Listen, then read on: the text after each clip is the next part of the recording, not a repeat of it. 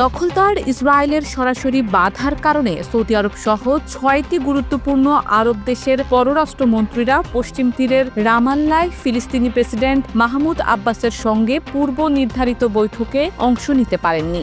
রোববার এই উচ্চ পর্যায়ের বৈঠকটি হওয়ার কথা থাকলেও ইসরায়েল অধিকৃত পশ্চিম তীরের আকাশসীমা ব্যবহারে নিষেধাজ্ঞা আরোপ করায় সফরটি শেষ পর্যন্ত বাতিল করতে বাধ্য হয় দেশগুলো।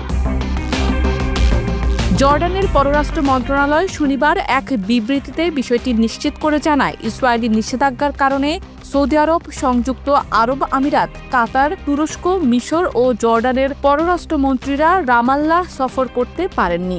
জর্ডানের বিবৃতিতে ইসরায়েলের এমন আচরণকে অধ্যুত্ততাপূর্ণ বলে অভিহিত করা হয় এবং অভিযোগ করা হয় যে এটি শান্তি প্রতিষ্ঠার প্রচেষ্টার প্রতি সরাসরি আঘাত।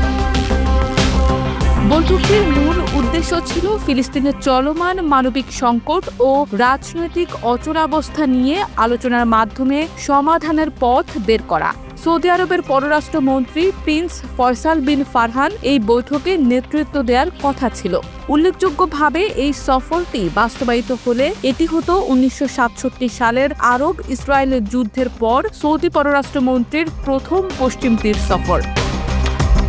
ওই যুদ্ধে ইসরায়েল পশ্চিম তীর দখল করে নেয় এবং এর পর থেকেই অঞ্চলটি তাদের নিয়ন্ত্রণেই রয়েছে। ইসরায়েলের এক কর্মকর্তা আগেই বার্তা সংস্থা রয়টার্সকে জানান, তারা আরব মন্ত্রীদের পশ্চিম তীর সফরের অনুমতি দেবে না। তার যুক্তি ছিল, এই বৈঠক একটি স্বাধীন ফিলিস্তিন রাষ্ট্র গঠনের প্রতি আন্তর্জাতিক সমর্থন যোগাতে পারে, যা বর্তমান ইসরায়েল সরকারের অবস্থানের সঙ্গে সাংঘর্ষিক। ফিলিস্তিনিদের প্রতি সংহতি জানিয়ে এমন একটি উচ্চ পর্যায়ের বৈঠক প্রতিহত করা মধ্যপ্রাচ্যে শান্তি ও আলোচনার পরিবেশকে আরও কঠিন করে তুলছে বলে মন্তব্য করেছেন অনেক বিশেষজ্ঞ।